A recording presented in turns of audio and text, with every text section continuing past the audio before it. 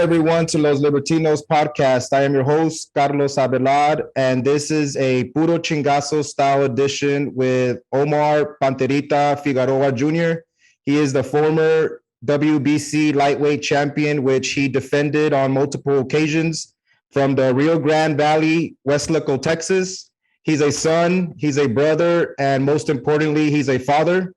Recently, he's been bringing mental health awareness to the forefront of his career as he prepares for his upcoming fight against Adrian the Problem Broner, July 23rd in Chicago. Welcome, Omar. Thank you for having me. Appreciate you. Sure, man. So thanks for coming on. Yeah. So just in case some new people are watching the show, this podcast, what I do, I kind of do cultural, political, sports, because that's kind of what I'm into. And so I would think that the people that are more my family that likes boxing, we always have boxing events and like hosting parties, they would know who you are. But for the side of the people that wouldn't get into a lot of that, they would not know who you are. So if you don't mind, could you kind of give a background into like born, raised, siblings, parents, whatever you want to give of a background for anybody that might not know who you are? Yeah, my name's Omar Figueroa Jr. I'm the oldest of four kids. My parents, they immigrated from Mexico, so that's kind of how I got my start in boxing. I became a world champion at 22 years old after being in boxing for about 16 years or so.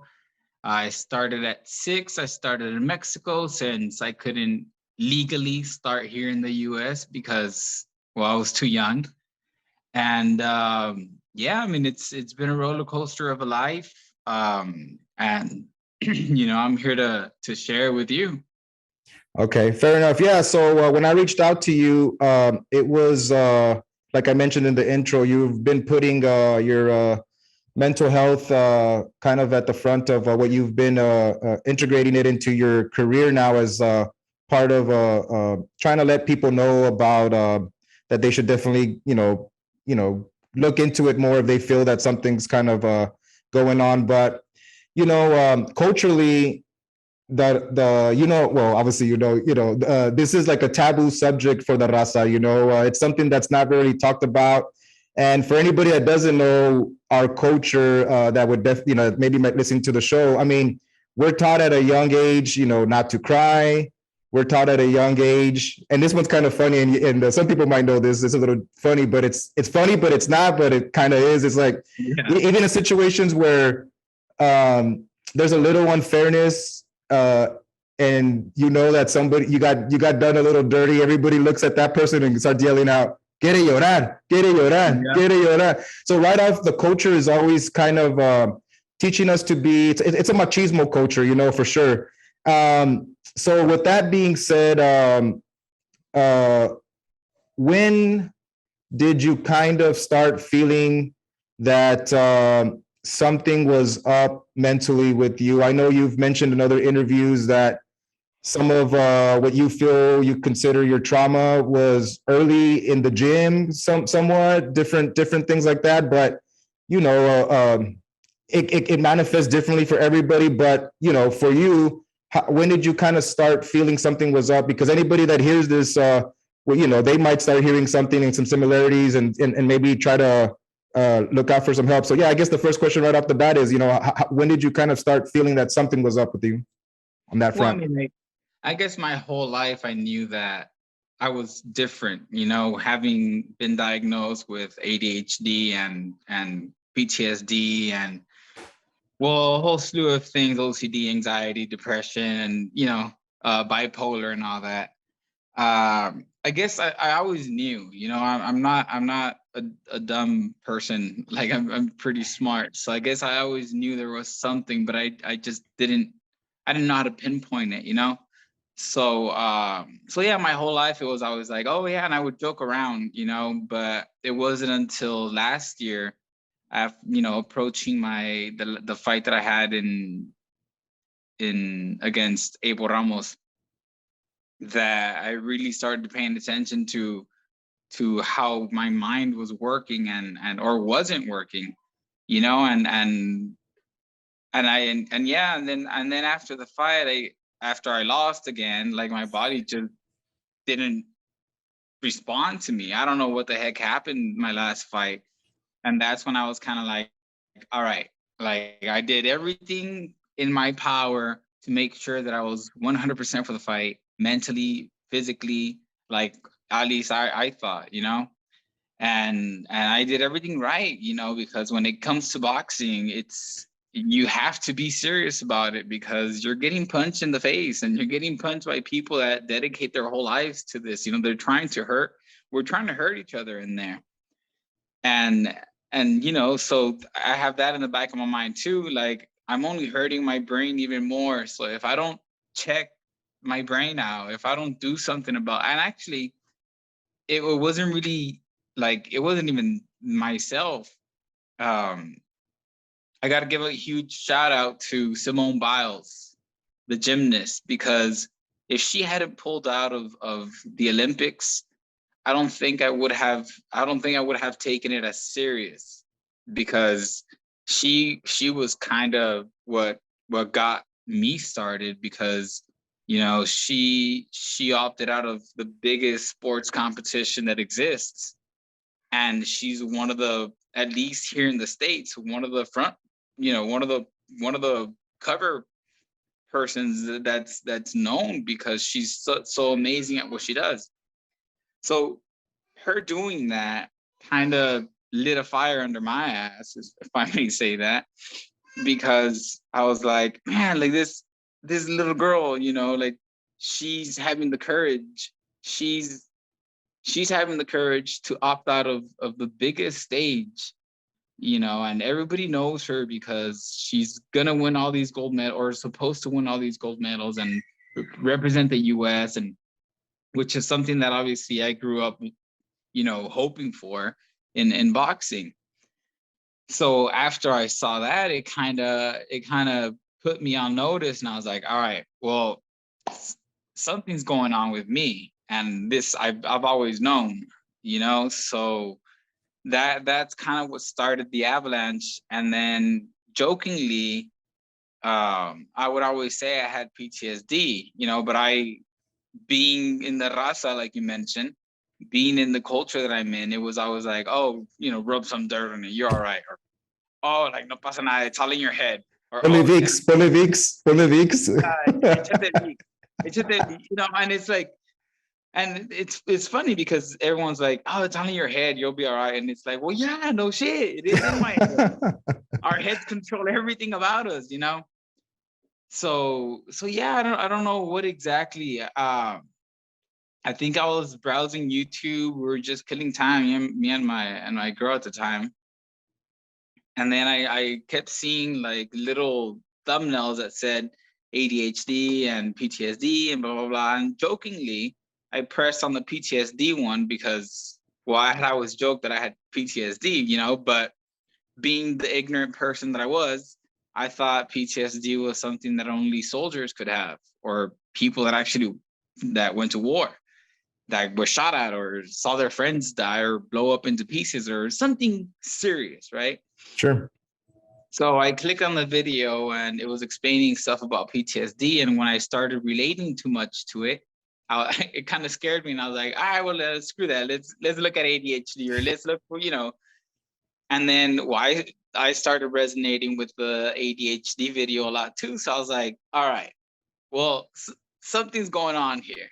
So yeah, I kept doing some more research on ADHD, and I realized that, like, yeah, I most definitely, and I guess my whole life I always knew I had ADHD, but again, being the raza and being the ignorant person that I was and my parents were, we always thought that, ADHD, oh, they're just gonna give you medicine and you're just gonna be like a zombie and blah blah blah. So it was something that we never took serious. And it's like my parents could have told you, and because my mom says, like, oh, I knew you had ADHD. And I'm like, well then, like, they're like, yeah, our whole lives, like everyone said, and we all knew, and blah blah blah. And I was like, well then what, but then again, it was like, whoa, I didn't want to give you medication. I don't want you to be a zombie. So there's a lot of misinformation out there. And that's why I kind of feel like I have to do something about that. Because like, yeah, like you can medicate your kids, and yeah, I mean the medication is going to change them. Because I remember when I first started taking the medication, all I did was sit on my couch for hours without end, just crying, just Mm. enjoying the silence in my head.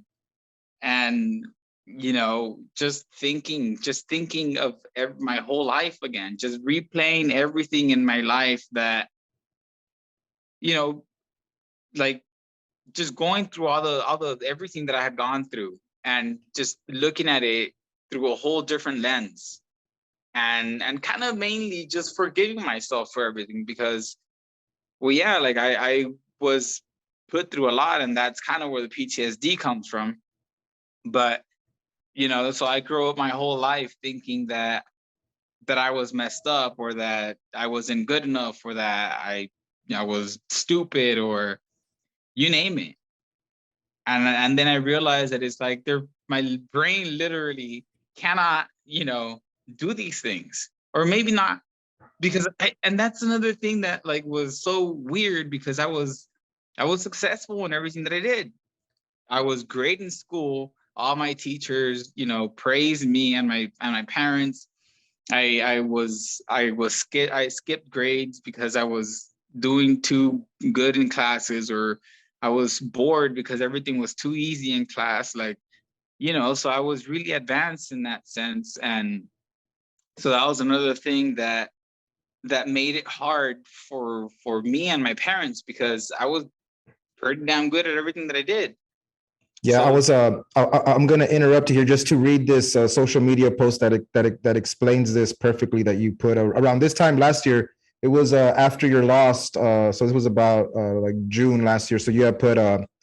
Could you believe that I used to think I wasn't worthy of such beautiful creatures? And here you're speaking. You're speaking of your yeah, children.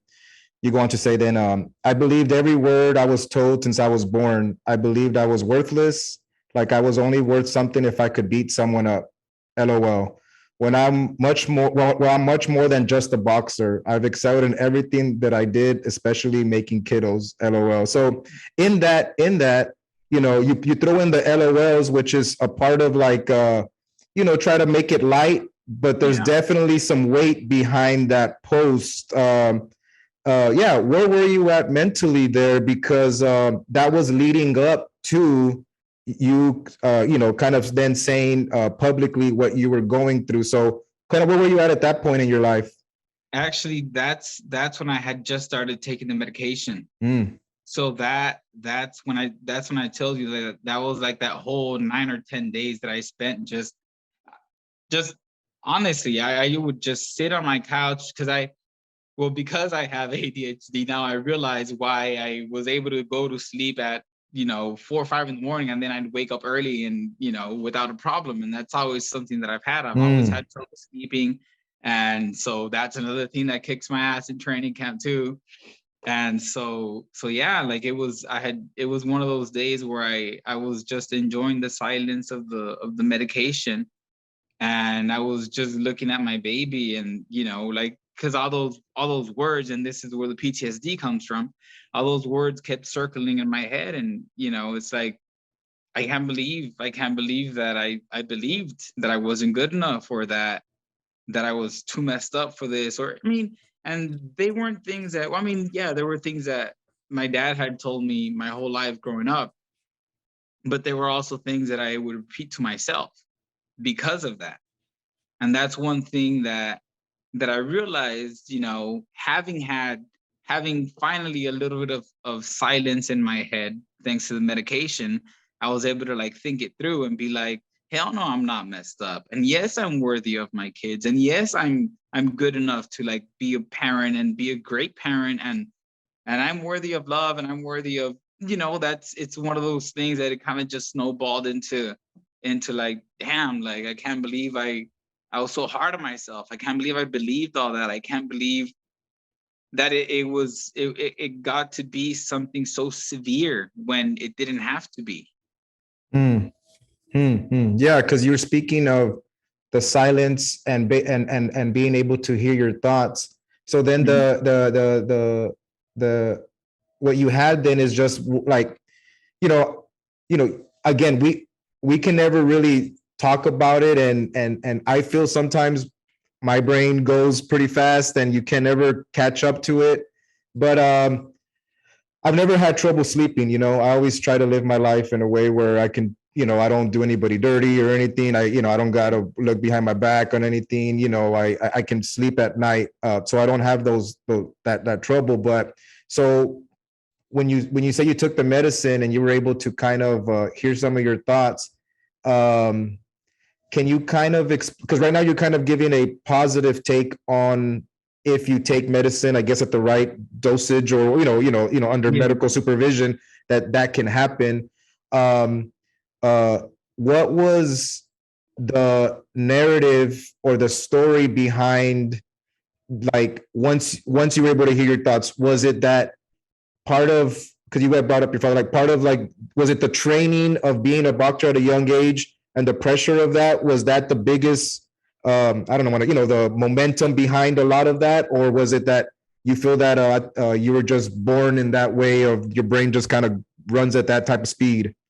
No, I mean, having had ADHD my whole life, I feel like it's just something that, I mean, I wouldn't know how to begin to explain it, because it's just been my brain my whole life, you know.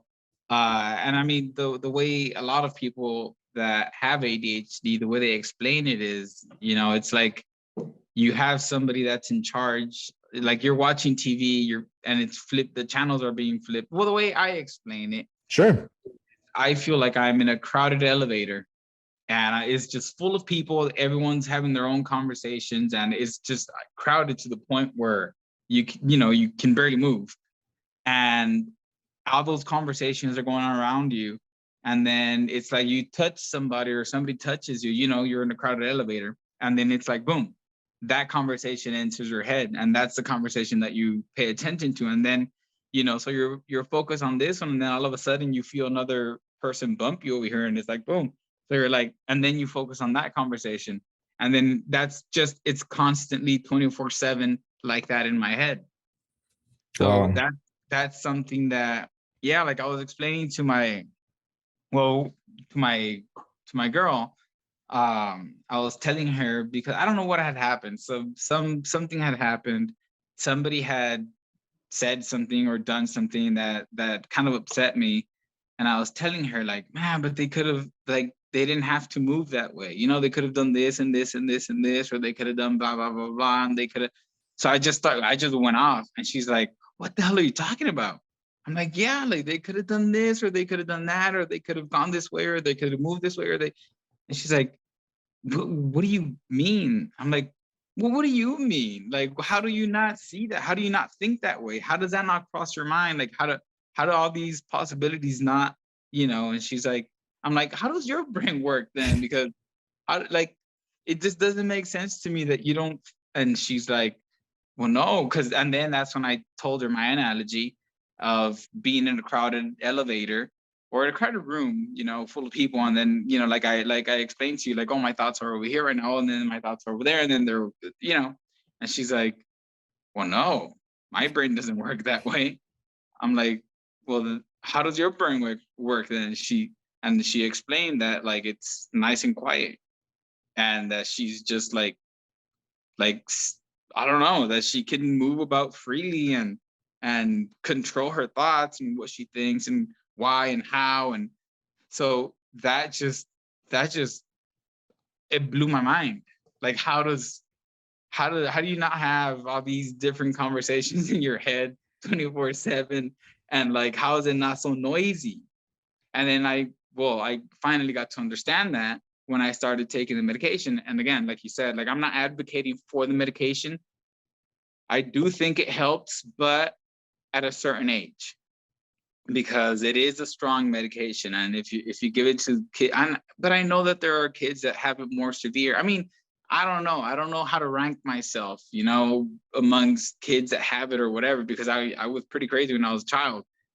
But as an adult, I can say that I think I started taking it at the perfect time, where I think even at like 20, in the 20s, in your 20s, I think would be a good age to start taking the medication, and in small doses, and being monitored by the doctor and parents and all that, because like I went through it, man. And then the thing is that with ADHD and the medication for ADHD, since it's a stimulant, it kind of, it didn't help that I had all these other underlying issues like PTSD and bipolar and, etc. Because the ADHD medication kind of worsened the other stuff that I had going on. So like it got pretty dark for a while for me, because the thing is with ADHD is you get this hyper focus, and whether it's good or bad, it doesn't matter. Like you're gonna dive deep and go through it. So a lot of it for me, after I went in those 9 days of just isolation, sitting on my couch, just thinking, a lot of that got really dark, because I did go down, the dark paths and all that. But I feel like it was unnecessary. I got to explore myself and my life and those parts of me too. And I got to be in tune with myself and all those parts as well. And I don't know, it kind of helped me, I guess, go through it and deal with them and sort them out, you know? Hey, what's up, everyone? Please visit our sponsor, palomaverdecbd.com. It is a small business that my wife, Vanessa, and I have been running for several years now. Besides growing at its own pace, we have also been growing our product line. In the last several months, we've gotten bath bombs, massage oils, different things like that. And recently, brand new, we just got some THCV gummies that are 10 milligrams. They're legal. They're still derived from hemp, but these have some unique characteristics that are especially good for anybody that's an intermittent faster that does some of that fasting. I've been doing fasting like that for 2 or 3 years now. But just like anything, at night when you start getting some of those hunger pains, you tend to snack a little bit. What are you gonna do? Nobody's perfect, but these. So we sampled these out for the last month, and what it is, what I feel is that when I take them, so basically I eat once a day, big lunch, tacos, fajitas, whatever. Today I ate some chicken tostadas, guacamole. It was good.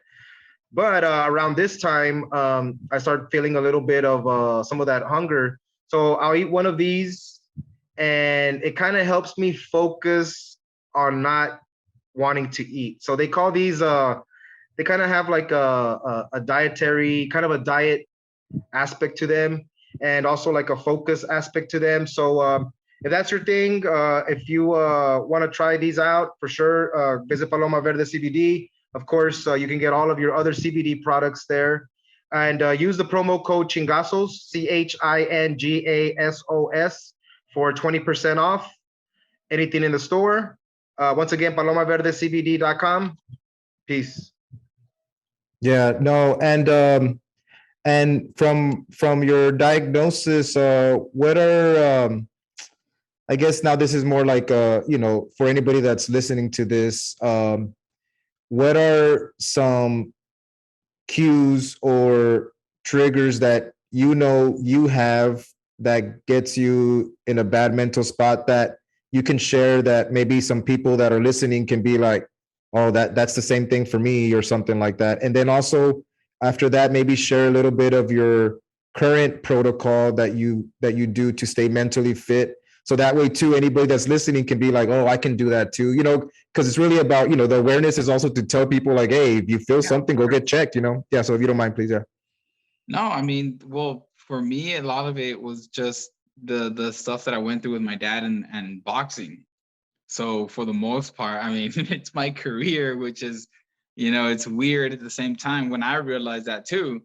that boxing was a huge trigger for me, and that's why I've come out and, if you follow me on social media, you'll see that like I've started putting that I'm learning to fall in love with the gym, learning to love myself, because I hated everything about boxing. That's why I don't watch boxing outside of like me actually getting in the ring and fighting, because I love that. Like fighting, getting in the ring, getting punched, punching people. I was born for that. I was built for that, born for that. I love that.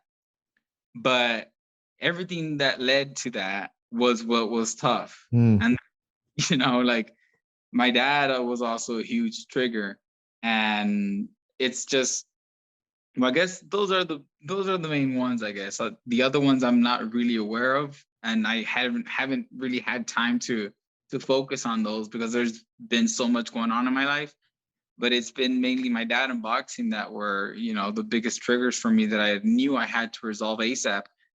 And like, yeah, it's taken a while, but yeah, I'm learning to fall in love with boxing, and things are a lot better with my dad. So that's why I'm saying like now I'm just in a completely different mental space and and it's showing through physically and in every which way. I mean, my life has just gone 100% better.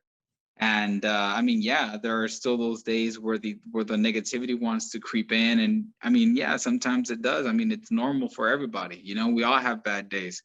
But now I just remind myself, and I have to remind myself that I am worthy, that I am, that I'm amazing, and all those things. Yeah. So you have mentioned on a lot of social media posts and that your boxing life is a family affair. Can you please kind of speak to the importance of family in and outside the ring in your career? And it's Father's Day weekend, and this episode will play this Wednesday coming up. So right after Father's Day.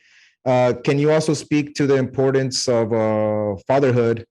And then also freestyle for sure a little bit. Some there giving some shout outs to your mom there. I mean, it's not easy to raise two kids that are throwing chingasos for a living, man. That has to be a trip for sure. So yeah, man, go ahead and freestyle on basically the family, fatherhood. Your mom, father. Yeah, no, well, fatherhood was actually something that it still is really hard for me because I know how messed up I am, or was and am.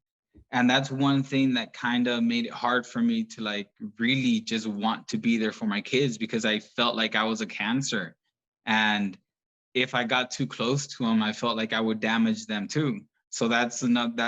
I honestly, that's probably the hardest part of having to deal with all this is not wanting to get my kids involved in my mess, and it sucks because I have my kids, I don't have them with me, they're with their moms, and like that also makes it hard for me. But like you said, my family has always had my back, and this is something that new to them too. And so fatherhood is just has been a trip, and it's been difficult, but I just have to remind myself that my kids love me, and I love my kids more than anything in the world. And I just have to stay strong for them, and I have to keep making myself better and keep being better. And as far as my mom's concerned, I have nothing but praise and love for my mom. She's been through so much, herself, and I know that she just wants the best for all of us. And I know that this has been, you know, well, I guess bittersweet, because it's like this all happened under her watch, you know. So it's something that I know that hurts her, knowing that I went through all this, or that I ended up this messed up, you know, when all she was trying to do was give us the best life possible. And well, yeah, it's just my siblings are being really understanding too. We're just trying to keep it together, man. Like, it's been tough, and they're just trying to be as supportive as possible, and I'm trying to be as easy as possible to deal with, because I know that I can be difficult at times too. Yeah, no, that's perfect, man. So another person that is kind of a mystery person in for any casual boxer, and even someone like me that likes boxing a lot, doesn't really know too much about this person, but he's also kind of considered. I wouldn't want to. I mean, maybe kind of like a father figure to many people, and that is Al Heyman. You have mentioned that in a previous podcast and preparing for this, you had mentioned that that you're very happy that he still believes in you to give you this next to put you in this spot for this next fight coming up. Can you speak a little about your relationship to him or his camp, and how all of that comes to fruition? A fight like that's coming up. Well, yeah, of course. I feel like uh actually the way that we even met was just coincidence. It all happened by chance. He wasn't even interested in me because I had a rocky start in my career, having broken my hand, pretty early in my career. So it kind of kept me from being consistent and gaining momentum. So the way it happened, actually, that's I was in camp. I was in Danny Garcia's camp in Philadelphia. He was preparing for Holt, I think. I don't remember, or Campbell. And the last day of sparring, I think I only sparred like 4 rounds with him, or 2 rounds. I don't know. But it was the last day of sparring, the last round, the last whatever.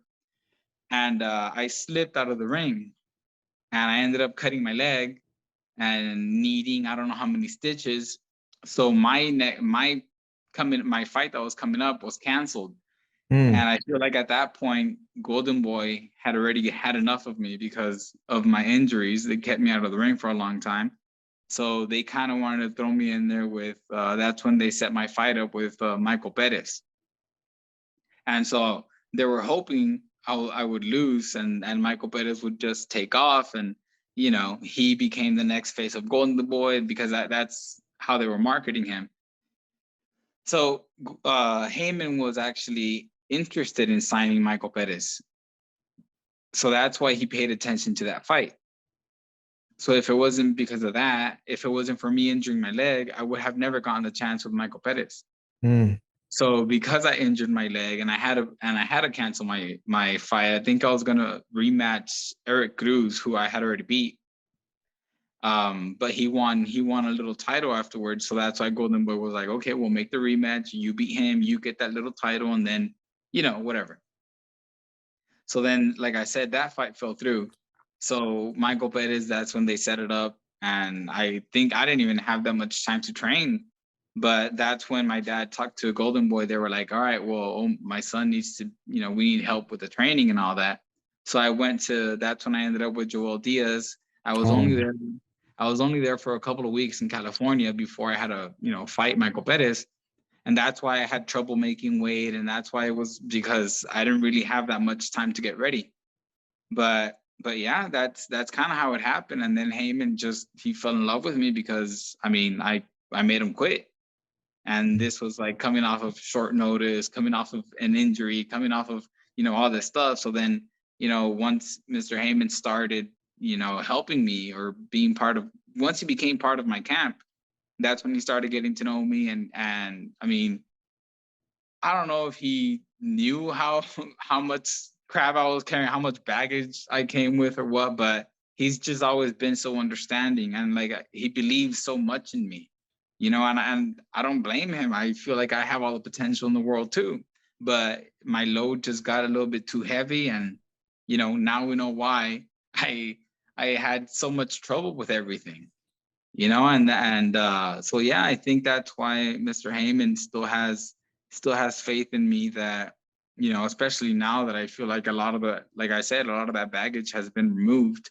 I feel like he believes that I can still compete with the top guys, and we're here to prove him right. So for the casual boxer, or maybe someone that's more like an aficionado like me that really gets into it, you're coming off of 2 losses heading into this fight, and a win would keep you in the conversation to have future marquee fights. But also, I get into YouTube boxing channels, and I get into it, and I mentioned the fight last night, and I mentioned it because I wanted to get their take, especially so I'm going to be interviewing, and they kind of described it as it is what it is kind of fight. They even said it's a never was versus a has been. They're saying some things there that kind of sound kind of a little harsh, but I kind of see it as like an unsettled business affair. Can you kind of give a little bit of the background of your title and how it was he vacated, like a little bit of the whole history, and basically try to, I mean, I don't want to say, sell the fight a little bit, right? I mean, there's I'm ready for it. I'm excited for it, but a lot of people are going to have to get pushed into it a little bit. So yeah, man, if you don't mind giving some of the context behind the whole fight and all that, and especially I had not seen that. I didn't see this face off. I guess when Al Heyman was trying to get the PBC stuff going, you guys kind of had a little a face off for a potential fight or something. So there's a lot of cool background, but like you said, both sides of Adrian had his stuff outside the ring. You had the weight you're carrying, different things. So yeah, man, just go ahead and give like a big context behind the fight and why someone should tune into it. Well, I mean, we're 2 former world champs, first off, and I feel like both of us are at the peak of our, body, our age, and everything, where we're supposed to be at our strongest, at our best. And mentally, I feel like I am there. Mentally, I feel like I'm putting everything together, regardless of everything that I've been through. I feel like I'm in the best shape and the best mental place possible. So this fight should be interesting, and let's not take any credit away from Broner. I mean, it's understandable that like I said, mental health is very important, and this is why. And we see it with him, and we've seen it with me.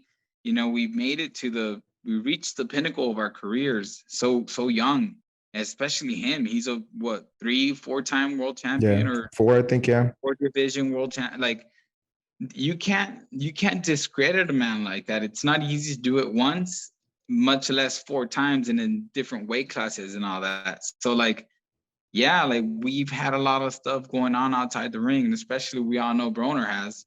And it's like we're just trying our best to be human. People forget that we're human outside of the ring, and we go through the same stuff that normal people go through, except add a hell of a lot more weight, because we actually have to prepare and relinquish ourselves in a sense once we step into that ring, because we never know if one punch is going to change our lives forever. Any punch could be the last. At least that's the way I think of it, and that's added pressure on myself. Because I never know if that's the last time I'll see my kids the same way. I'll never know if that's the last time I'll ever, be able to walk or talk or think or act the same way. We've seen so many fighters that, like recently, that guy that, the fighter, may he rest in peace, that he started punching the air. Oh yeah, that was bad. And everybody was making fun of him, and they were, and then he passed away. So it's like, we're not playing games in the ring. We're risking our lives. Every time we step into the ring, we're risking our lives. We're risking our livelihood. We're risking everything. Yeah, no, I respect exactly what you guys are doing. And on my end, I try to incorporate in my podcast boxing and soccer, as basically saying like for individual sport, boxing is like the sport of kings. I mean, you guys are definitely laying down your realms of your livelihood, and you're putting it inside the ring. And I always look at everybody like, well, why do you want to watch other sports when all the other sports reference the fight game? Like they'll whatever, anyway, but that's just my own thing. So yeah, so then so there's a comment that everybody always says that styles make fights. You guys definitely do not have the same style. I don't think I would be speaking out of line to say that. But how do you? Well, let's just say this first. What are your what are the weaknesses and the strengths you see in his game now in his career, and then also what are your strengths and weaknesses that you're working on that you feel that will play in your favor in this fight? Honestly, we haven't really focused on Broner for now. I feel like, I gotta worry about myself. I gotta make sure that I'm 100%. I gotta make sure that I'm healthy mentally and physically. I gotta make sure that I'm in shape and, that I've shaken off all the rust, all the cobwebs, whatever. I'm worried about myself. And that's, I think the most important part is that we're making sure that I'm 100% for the fight. And we know that if I am 100%, then things are gonna go well. How do you see this fight playing out? I think it's gonna be an exciting fight. I think it's gonna be a great fight. I'm not gonna, sit here and say that I predict any sort of outcome, but I think I'm gonna have a great performance, and we're working really, really hard for that. And like I said, this fight is super important because I'm not just fighting for myself, but I'm fighting for everyone that's been in a place like mine, and in those dark places, where everyone feels hopeless, and and I honestly just want to use my platform to shed some light on mental health. And if I help at least one person with what I'm saying or what I'm doing, if I pull Simone Biles, and I get someone to look after themselves, kind of like she did for me, and that's a victory. And I feel like that supersedes anything that I might have going on in boxing. I mean, obviously my career comes first, and I'm gonna be in the best shape possible, and I'm gonna have my best performance ever, and I'm gonna shine like I've never shown before. But at the same time, it's like I want to shine, and I want to be that beacon of hope for those kids or that have been in a place like I have. Those young kids or even adults that are in a dark place. And I want to be that beacon of light that helps, guide them to their own salvation, to find their strength. Kind of like I said, like Simone Biles did that for me. And that's where this all started. So if I can be that for somebody, then mission accomplished. Perfect. Thank you, Omar, for coming on Los Libertinos. If you don't mind, go ahead and plug in where people can reach you, your Instagram, your Facebook, whatever you want to plug in, or anything you want to plug. Of course. Well, first off, I want to say thank you to those that have remained loyal and that have remained by my side and that have believed in me, because I know that there are a lot of people that, that send me messages and tell me like, I'm glad that you're better. And and to those that have thanked me for being as honest and as open with my own mental struggles, thank you for giving me that fuel that I need to keep going and to keep wanting to help people and shine light on the situation of mental health, because without our minds, we have nothing.